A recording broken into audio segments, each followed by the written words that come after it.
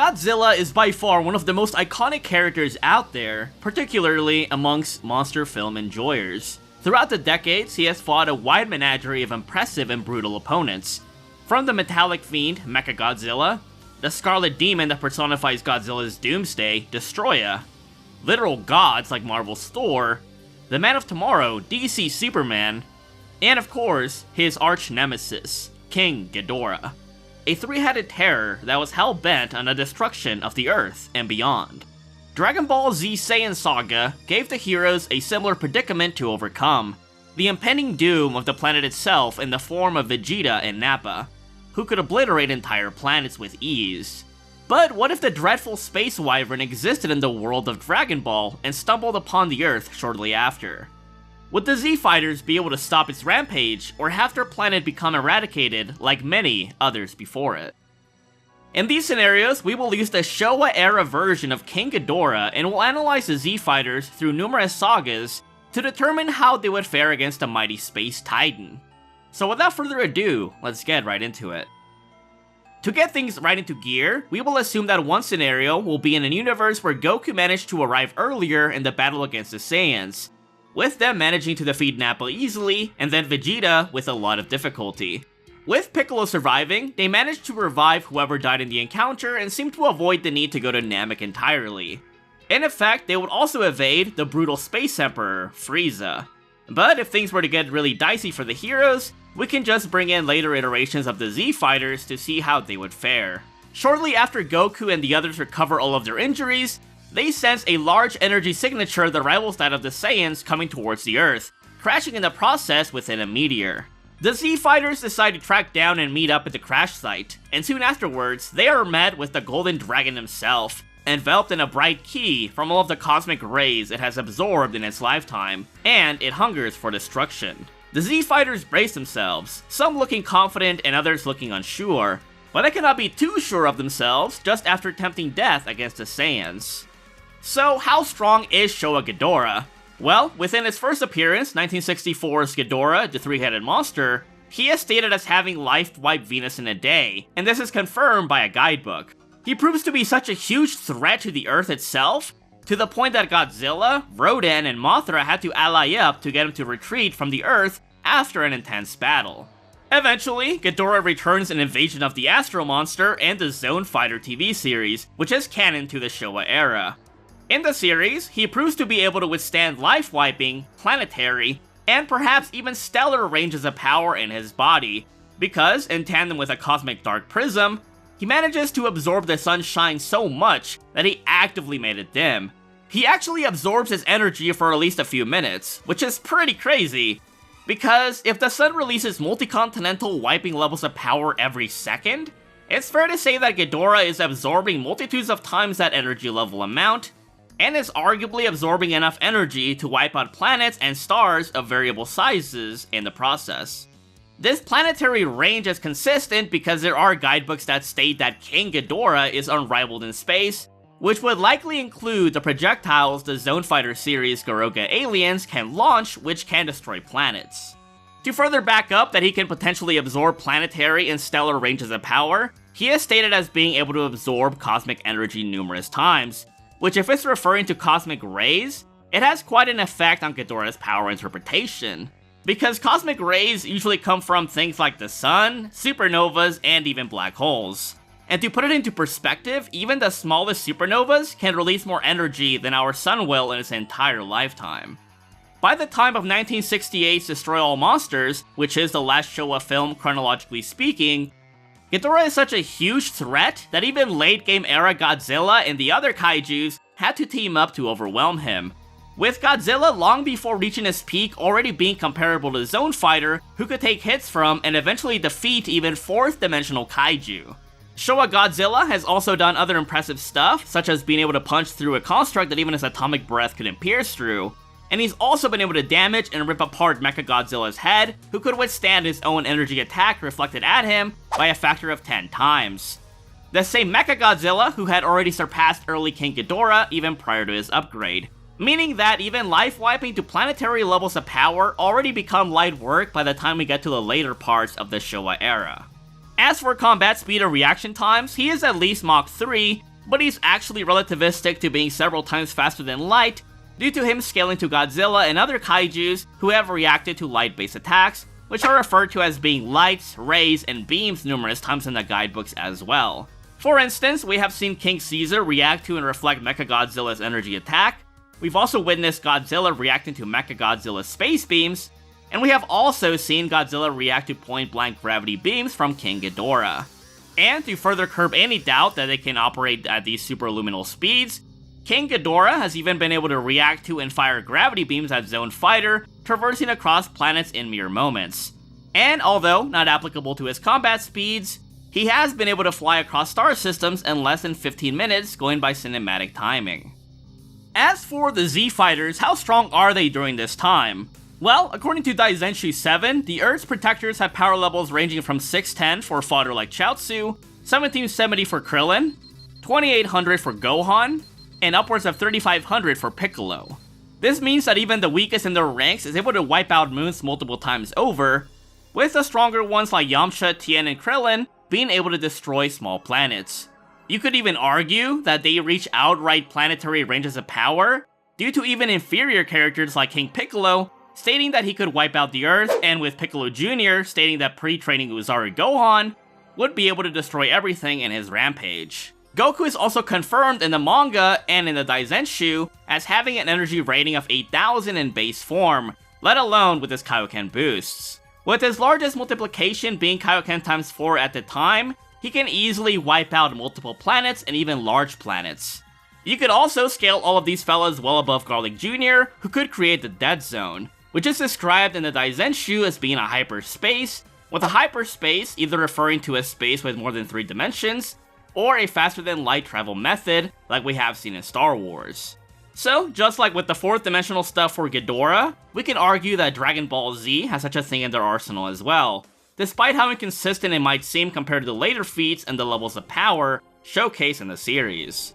I also believe it's really just a black hole-esque construct and not necessarily a higher dimension, but I did want to include this for those that like that scaling.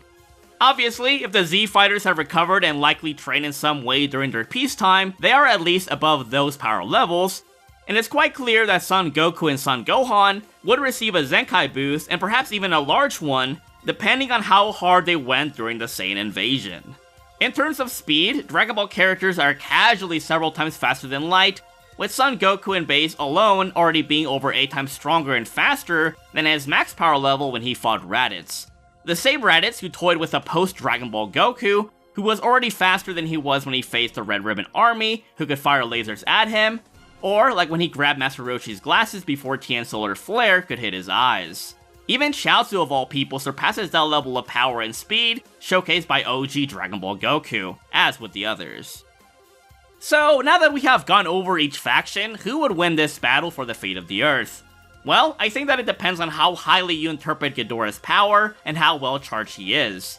If he is at his absolutely lowest, that being that he could life wipe a planet, he would get heavily damaged if not killed by attacks from even Chaozu, let alone a Kaioken Kamehameha from Goku or a special beam cannon from Piccolo. Now, if we said he was at his planetary to multiplanetary ranges of power, then he would certainly be able to kill pretty much everyone casually, except for Kaioken Goku, and maybe Gohan if he rages out and surpasses, if not rivals, Goku's own power boosts. However, Ghidorah would certainly still run into a speed problem. Yeah, he is several times faster than light at combat speed and reaction times, but the speed gap between original Dragon Ball and the Saiyan Saga is quite substantial, to the point that the Z-Fighters should still have speed on their side. I believe that if Goku coordinates well with the others, given that they can survive long enough, he can launch a sneaky spirit bomb at Ghidorah, which due to his evil aura, should be quite effective. Son Goku could also just go ape with a Kaioken Kamehameha, which would be very hard if not outright impossible for Ghidorah to dodge, and in effect, cause heavy damage to him. Now, if we're using the stellar and multi-solar system ranges for Ghidorah, going by him arguably being able to absorb cosmic rays as massive as the amounts given off by supernovas and black holes, then he would casually one-shot the Z-Fighters, no difficulty. Even if the Z-Fighters were faster, it's not going to matter much when Ghidorah rains down his gravity beams, which would raise and explode the Earth violently. At this point, we would have to bring in Cell Saga characters to contend with such an immense level of power. Even in the manga, Vegeta, Trunks, and Piccolo are in the star levels of power, due to them downscaling from Cell, who is confirmed by numerous sources as being able to destroy the solar system. Not to mention the speed gap between Saiyan Saga characters and Cell Saga characters makes the former gap look laughable in comparison.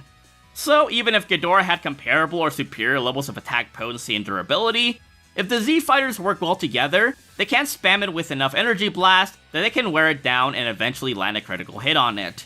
Although, it's not fair to say that the Z-Fighters would come out unscathed, as they would suffer heavy casualties, especially if we are using the multi-solar system scaling for King Ghidorah.